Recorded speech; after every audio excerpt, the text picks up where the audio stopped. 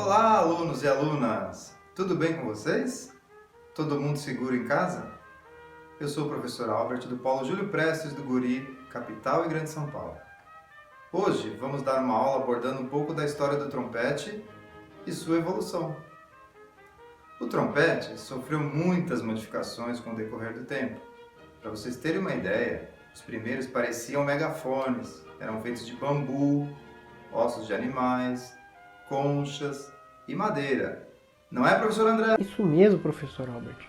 Os primeiros trompetes feitos de metais, que mais se aproxima da maneira que tocamos hoje, foram encontrados na tumba do faraó egípcio Tutankhamon, que viveu entre 1333 a 1323 a.C. Mas vou fazer um pequeno registro de instrumentos mais primitivos do que esses dois trompetes. Sabemos que o homem, em sua evolução, teve a necessidade de se expressar.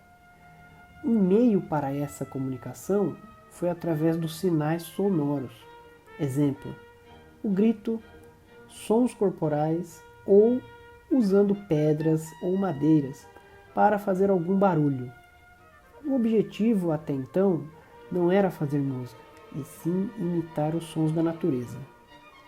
Cerca de 10.000 a 9.000 anos antes de Cristo, foram criados os instrumentos mais controláveis. Esses exemplos que o professor Albert apontou.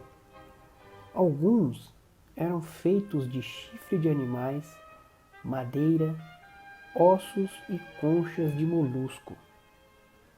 Algumas civilizações utilizavam esses instrumentos em suas práticas, como funerais, cerimônias religiosas e rituais específicos, como para afastar os espíritos malignos. Comunidades mais populosas usavam os instrumentos de sopro com o intuito de sinalizar uma aproximação de uma tribo inimiga, ou avisar sobre algum foco de incêndio, por exemplo. A partir de 5.000 anos antes de Cristo, na era neolítica, e posteriormente na Idade dos Metais, por volta de 3.300 a 1.000 anos antes de Cristo, foram fabricados instrumentos de cobre e bronze, permitindo assim uma execução mais sofisticada dos sons. Olá, tudo bem? Alguns trompetes primitivos encontram-se expostos em alguns museus espalhados pelo mundo. Como o professor André nos relatou, um dos trompetes mais antigos em que temos registro são justamente os trompetes do faraó Tutankhamon, que viveu por volta de 1333 a.C. Porém, esses trompetes só foram encontrados em sua tumba em 1929, durante algumas escavações. Existe também um único registro sonoro dos trompetes de Tutankhamon. E esse registro foi feito em 1939. Vamos ouvi-lo?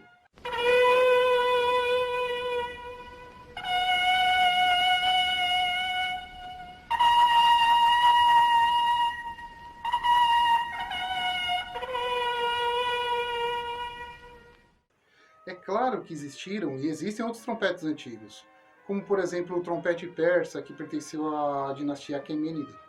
Ele foi fabricado em bronze e encontra-se no Museu de Persépolis, no Irã.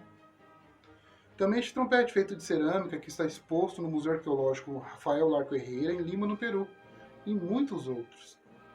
Já na Idade Média, com os instrumentos feitos de ligas metálicas, ocorreu uma ramificação dos instrumentos derivados do chifre. Aqueles que mais tarde evoluíram para os trompetes e similares eram conhecidos na época como clara. Já a botina era um instrumento que iria evoluir para os trombones e seus parentes. Mais tardiamente, os instrumentos de sopro passaram a executar transcrições da música vocal e o repertório também foi aumentando com as canzonas.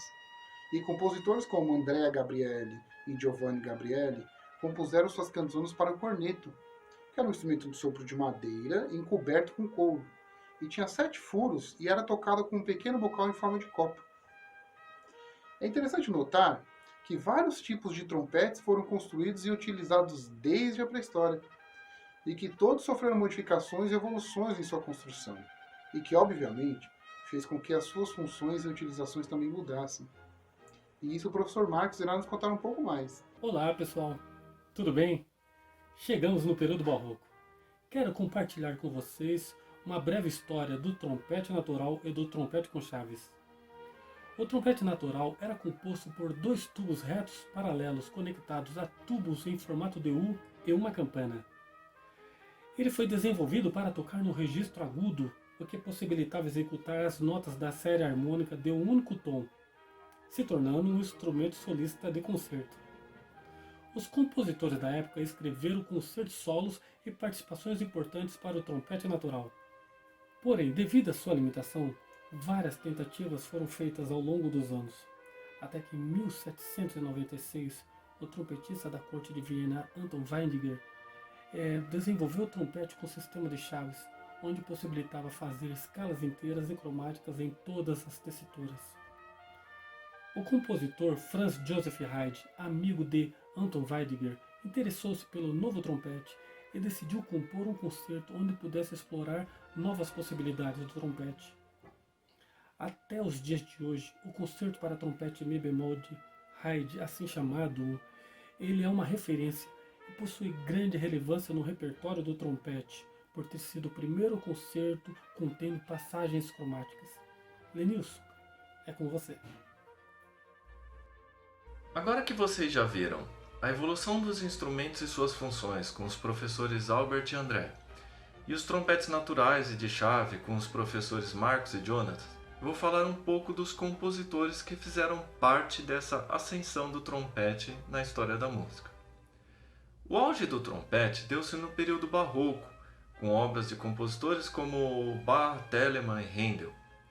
Após esse período, vem o período clássico, que é o período daqueles compositores como Mozart, Beethoven, e o trompete entra em declínio, porque esses compositores não exploraram os recursos inovadores do trompete, tornando ele um mero coadjuvante, onde era mais utilizado como um reforço rítmico dentro da orquestra, juntamente com o tímpano, que era o único instrumento de percussão na época da orquestra clássica. Mesmo assim, no período clássico, Haydn e posteriormente Hummel escreveram 2 concertos para trompete e orquestra que continuam sendo os mais importantes tanto do período clássico quanto do atual. Após isso, em meados do século XIX, um compositor em especial chamado Hector Berlioz introduz os cornets e trompetes dentro da orquestra, explorando assim as possibilidades cromáticas e seus timbres. Mas foi no final do século XIX, início do século XX, que o trompete ganha relevância definitiva, com obras de grandes compositores como Mahler, Bruckner, Strauss e Stravinsky, atuando tanto como solista quanto nas orquestras. Agora o professor Sidney dará continuidade nesta viagem ao tempo do trompete. Oi, Lenilson, professores, alunos. Vocês conheceram os primeiros modelos de trompete com os professores Albert, André e Jonatas, o trompete barroco e o de chaves com os professores Marcos e Lenilson, e agora chegamos neste modelo aqui.